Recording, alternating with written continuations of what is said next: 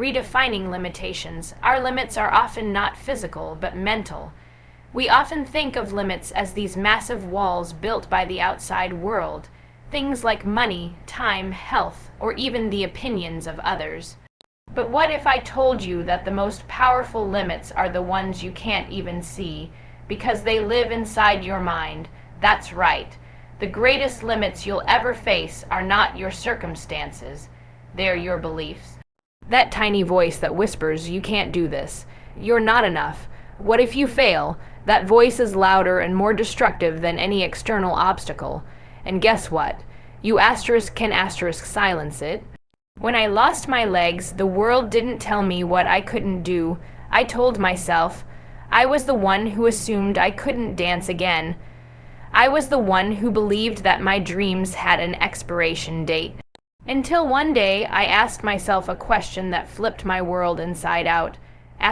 What if my limitations were my greatest teachers? What if, instead of stopping me, they were guiding me toward a new version of life? Better one. That's when I realized limitations only become real when we accept them as facts instead of challenges. The moment you see them as an invitation to rise, everything changes. Because when you challenge the limits in your mind, your life follows. You start saying, "I may not have what I had before, but I have everything I need to begin." You shift from why me, to what now, and that shift, that fire, is where growth begins. This isn't about toxic positivity. It's about owning your truth, standing in your storm and saying, "This isn't the end of me. It's the beginning of something different, something bold." And when you show up like that, your it's don't stand a chance. The power of choice. We may not control what happens to us, but we control how we respond. Life will throw things at you that you never asked for, never expected, and definitely never wanted. You'll face setbacks, heartbreaks, and moments where the floor gets ripped out from under you. And in those moments, it's so easy to feel powerless, like everything is happening to you. But here's what changes the game.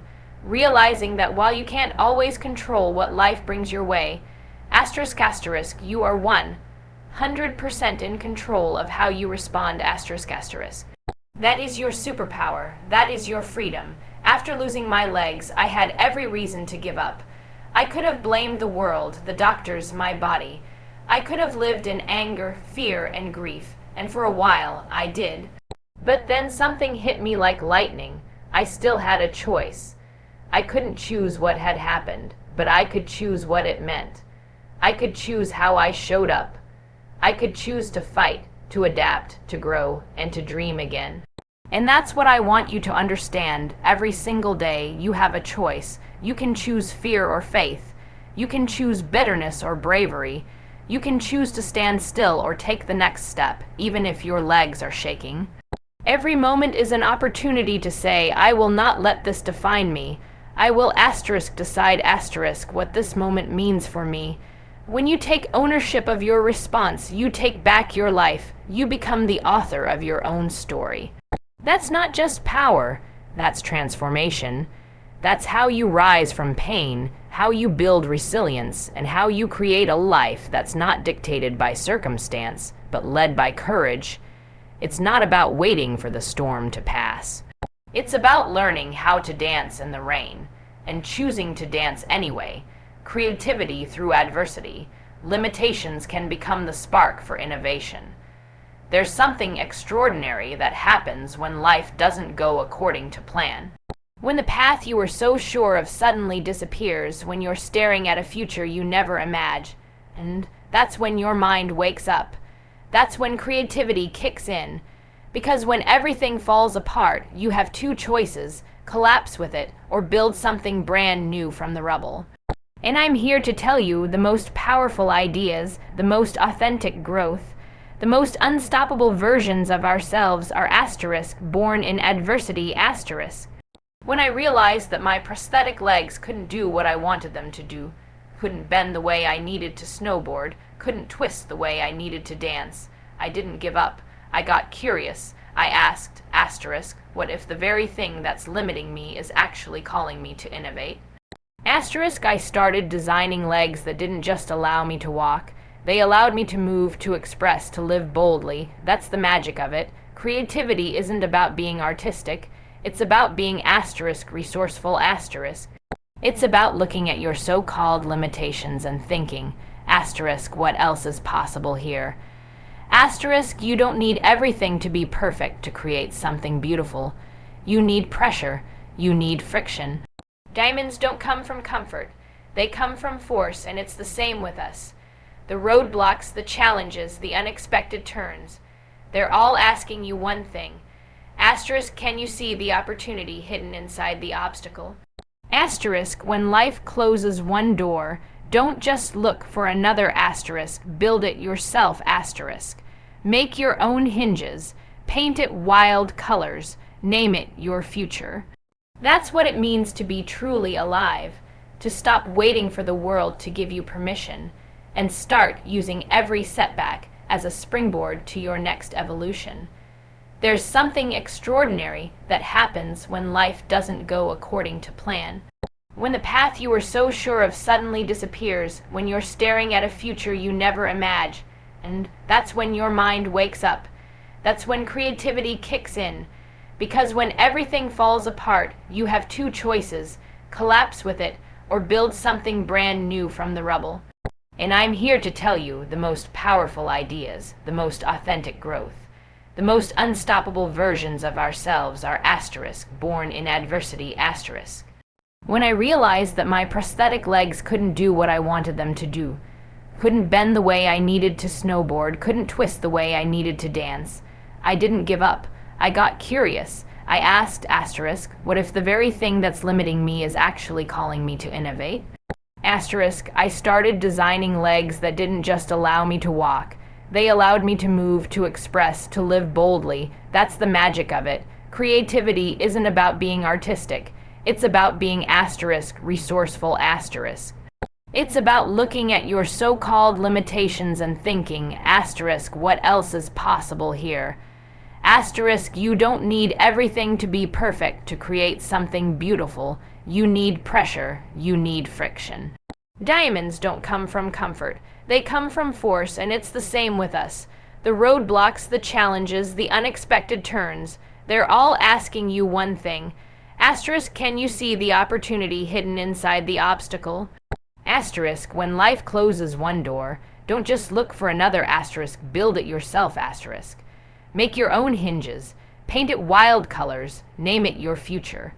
That's what it means to be truly alive, to stop waiting for the world to give you permission, and start using every setback as a springboard to your next evolution.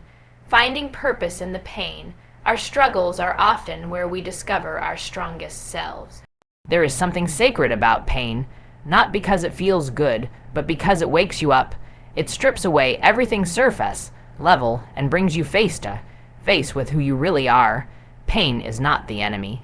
It is a messenger. It is the moment life leans in and says, asterisk, this is where you find out what you're made of.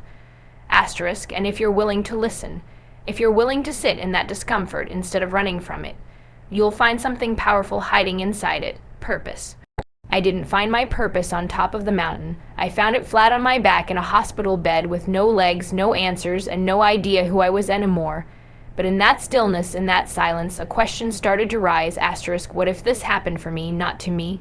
Asterisk, what if this pain wasn't just something to survive, but something to asterisk use asterisk? That's when everything changed. Your pain is not proof that you're broken. It's proof that you're asterisk becoming asterisk. It's the fire that burns away the doubt and the noise so you can finally hear the truth of who you are. It's where you learn to fight, to feel, to rise. Don't rush to escape it. Don't numb it or bury it. Asterisk mine it. Asterisk dig deep, because that's where your message lives. That's where your empathy is born. That's where your voice gets stronger, your purpose gets louder, and your heart becomes unshakable. And when you finally begin to share that story, not the polished, perfect version, but the real, raw one, you give other people permission to rise too. Your purpose doesn't come after the pain. It comes asterisk through asterisk it. And it's waiting for you to lean in and say, asterisk, let's make something meaningful out of this. Asterisk, visualizing possibility, envisioning success is the first step to creating it. Before you ever achieve anything, before the applause, before the milestone, before the moment that changes your life, something else has to happen. You have to see it. You have to feel it. You have to visualize a version of yourself living beyond the limits that try to define you. Because if you can't see it in your mind, how will you ever bring it into reality? Your imagination is not just a dream machine. It's your blueprint. It's your foundation. It's your internal compass pointing toward possibility. When I was lying in a hospital bed with tubes in my arms and fear in my chest, I didn't see the version of me who was broken. I closed my eyes and imagined myself snowboarding again. I imagined laughing. I imagined dancing. I imagined living. Not surviving, not existing, but living asterisk. I didn't wait for proof. I built it in my mind first. And that image, that vision, it became my fuel. It became my why. This is not some fluffy motivational fluff, it's neuroscience. What you repeatedly visualize, you start to believe, and what you believe, you start to act on. Visualization is mental rehearsal for the life you are about to create. It's your quiet act of rebellion against the doubt, the fear, and the you can't voices that try to shrink your world. So I want you to close your eyes and see it asterisk. See yourself walking into that room with confidence. See yourself overcoming. See yourself creating. Don't focus on how far you still have to go. Focus on who you're becoming. Focus on what it feels like to live in your highest potential. Because when that vision is locked in, life doesn't get to define you. You define your life, and the world begins to shift in response to the power of your belief. Living authentically, true fulfillment comes from embracing your unique journey. There is nothing more powerful, more liberating, or more magnetic than someone who decides to show up in the world fully, unapologetically, and authentically as themselves. Not the version that fits in. Not the version that keeps everyone else comfortable, but the version that owns every scar, every detour, every lesson, and wears it like armor. Because let me tell you this, trying to live a life that isn't yours is the fastest way to feel empty in one that looks full. For so long, I thought I had to prove something, that I had to hide the parts of me that were different. That being normal meant being accepted.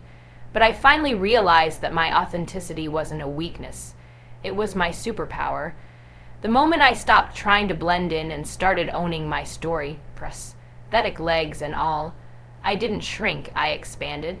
I stopped surviving and started thriving, because fulfillment doesn't come from perfection. It comes from alignment from standing tall in who you are, even when it's messy, especially when it's messy. There is no one else on this planet with your combination of pain and power, of struggle and strength. That's not random.